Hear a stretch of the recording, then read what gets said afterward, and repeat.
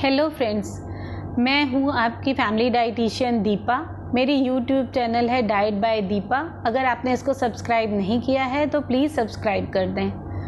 अक्सर मेरे पास लोगों के सवाल आते हैं कि हमें कौन सा कुकिंग ऑयल यूज़ करना चाहिए और किस अमाउंट में यूज़ करना चाहिए। तो आइए हम आज बात करते हैं कुकिंग ऑयल्स के बारे में कि हमें कितना यूज़ करना चाहिए एक पूरे दिन में और ये हमारे लिए क्यों बेनिफिशियल हैं। सबसे पहले तो ये एक मैक्रोन्यूट्रिएंट है, जैसे कि कार्बोहाइड्रेट है, प्रोटीन है, वैसे ये भी एक मैक्रोन्यूट्रिएंट माना जाता है जिसकी इम्पोर्टेंस बहुत ज़्यादा है। इसके अलावा ये हमारे बॉडी में स्टोरेज फॉर्म ऑफ एनर्जी है। हमारे बॉडी को जब भी एनर्जी की ज़्यादा ज़रूरत पड़ती है तो हमें ये वहाँ से मिल जाती है। 1 gram fat is equal to 9 kilocalories, इसलिए ये एनर्जी डेंस फूड हैं और इनको बहुत ज़्यादा अपनी कुकिंग में यूज़ नहीं करना चाहिए। एक लिमिटेड अमाउंट होता है इसका। इसके साथ ही ये हमारे फूड को, हमारे स्पाइसेस को फ्लेवर देता है, कलर देता है और हमारे फूड का टेस्ट एनहांस करता है। इसलिए हम अपना फूड एंजॉय करते हुए खाते हैं, जो उसके डाइजेशन और एसिमिलेशन के लिए बहुत इम्पॉर्टेंट है। इसके साथ ही ये हमारे थर्मल इंसुलेटर का काम करता है हमारी बॉडी के लिए। हमारी स्किन के नीचे सब क्यूटेनियस फैट होते हैं जिसमें एडिपोज टिश्यूज़ होते हैं और ये लेयर हमारे लिए थर्मल इंसुलेटर का काम करती है, हमें वेदर से प्रोटेक्ट करती है। इसके अलावा जो हमारे मोस्ट इम्पॉर्टेंट वाइटमिन्स हैं, जैसे विटामिन ए है, डी है, ई है, के है, ये फैट सॉल्युबल वाइटमिन्स हैं। अगर हमारे फूड में फैट नहीं होगा तो ये सॉल्युबलाइज भी नहीं होंगे और इनका डाइजेशन और एसिमिलेशन मुश्किल हो जाएगा, जिससे हमें इन वाइटमिन्स की कमी हो जाएगी। इसके अलावा ये हमारे बहुत सारे फंक्शंस के लिए, हमारे वाइटल ऑर्गन्स के लिए, उनके स्ट्रक्चर के लिए, उनके फंक्शंस को रेगुलेट करते हैं, इसलिए भी ये हमारे लिए बहुत इम्पॉर्टेंट हैं।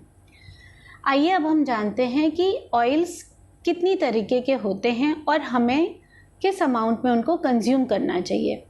सबसे पहले तो हम बात करें तो सैचुरेटेड फैट्स होते हैं जो हमें देसी घी, कोकोनट ऑयल या बटर से मिलता है। ये हमारे लिए बहुत बेनिफिशियल हैं। ये हमारे डाइजेशन को बूस्ट करते हैं। इसके साथ ही साथ ये हमारे डाइजेस्टिव ट्रैक्ट को हील भी करते हैं। ये हमारी आईसाइट के लिए बहुत अच्छे हैं। हमारा ब्लड शुगर रेगुलेट करते हैं। जिनको इंसोम्निया है उनके लिए भी ये बहुत फ़ायदेमंद हैं। और भी इसके बहुत सारे फ़ायदे हैं। ये शॉर्ट चेन, मीडियम चेन और लॉन्ग चेन फैटी एसिड्स के रूप में पाए जाते हैं। इसके अलावा जो दूसरे फैटी एसिड्स हैं उनको हम अनसैचुरेटेड फैटी एसिड्स कहते हैं, जिसमें मोनो अनसैचुरेटेड फैटी एसिड्स आते हैं, जैसे groundnut oil, canola oil, soybean oil, almond oil et cetera. और पॉली अनसैचुरेटेड फैटी एसिड्स आते हैं, जिसमें कि पहला है लेनोलेनिक फैटी एसिड या ओमेगा 3 फैटी एसिड। ये फैटी एसिड और ओमेगा 6 फैटी एसिड मिलके एसेंशियल ऑयल्स कहलाते हैं। एसेंशियल फैटी एसिड मतलब इनके बिना हम अपनी हेल्दी लाइफ सोच ही नहीं सकते हैं। ये इतने एसेंशियल क्यों हैं?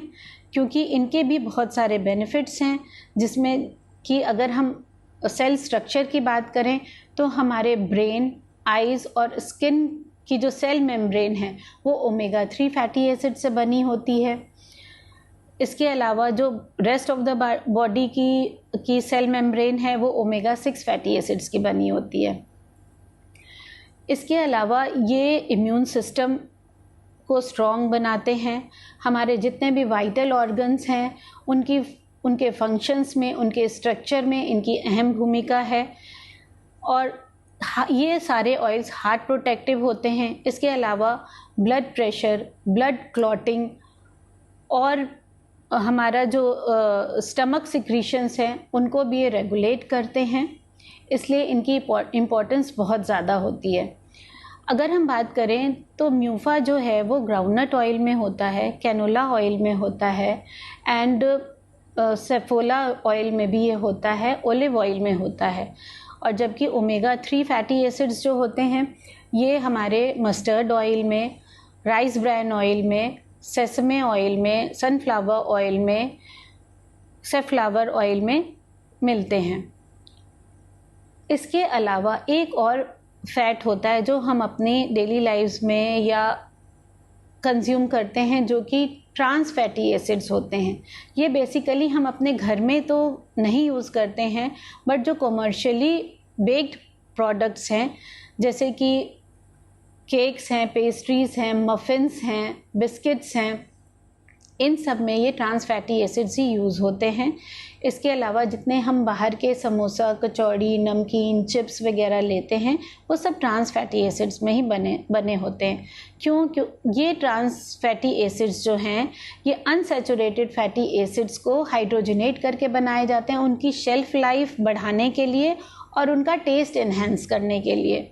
लेकिन ये बाहर के जब भी हम प्रोडक्ट्स, इस तरह के प्रोडक्ट्स ख़रीदते हैं तो हमें एक बात का ध्यान रखना चाहिए कि जिन फैट्स में ये बने होते हैं, जैसे कि मार्जरीन है, वनस्पति है, ये हमारी हेल्थ के लिए बहुत नुकसान करते हैं। ये हमारा कोलेस्ट्रॉल लेवल बढ़ा देते हैं।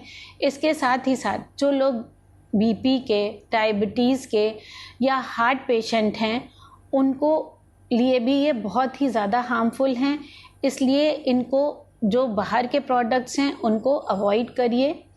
इसके साथ ही साथ मैं बताना चाहूँगी कि कौन सा ऑयल कितना यूज़ करना चाहिए अपने डेली रूटीन में। अगर हम एक दिन की बात करें तो हमें 25 से 30 ग्राम्स तक ऑयल्स यूज़ करने चाहिए अपनी कुकिंग में। Saturated fatty acids 5 to 10 grams यानी कि 1 से 2 चम्मच आप यूज़ कर सकते हैं। अनसैचुरेटेड फैटी एसिड्स में जो म्यूफा है, जैसे ग्राउंडनट ऑयल है, कैनोला ऑयल है, राइस ब्रान ऑयल है, ये आप 10 से 15 ग्राम यूज़ कर सकते हैं, मतलब 2 से 3 स्पून। और जो एसेंशियल फैटी एसिड्स होते हैं जो कि फ्लैक्स ऑयल में आपको मिलेगा, मस्टर्ड ऑयल में है, सेसमे ऑयल में है, ओलिव ऑयल में है, ये जो है ये आप 10 से 15 ग्राम इसको भी यूज़ कर सकते हैं। और एश्योर कीजिए कि अपने पूरे दिन की कुकिंग में इन सारे ऑयल्स का आप कॉम्बिनेशन यूज़ करिए। जैसे कि अगर आप देसी घी यूज़ करते हैं तो उसको रोटी में लगा के खा सकते हैं या अपनी दाल में तड़का देसी घी का दे सकते हैं। इसके अलावा एक सब्ज़ी आप मस्टर्ड ऑयल में बनाइए तो दूसरी सोयाबीन ऑयल में बनाइए, या सुबह शाम इस तरह से आप इसको एडजस्ट कर सकते हैं। और अगर आप एक ही ऑयल यूज़ करना चाहते हैं तो हर महीने अपना ऑयल चेंज करते रहें। इस तरह से आपको एडिक्वेट अमाउंट में एसेंशियल फैटी एसिड्स भी मिल जाएंगे और जो ऑयल आपके बॉडी के लिए बेनिफिशियल हैं वो कंज्यूम होके आपको हेल्दी बनाएंगे। तो stay healthy and stay fit. Thank you.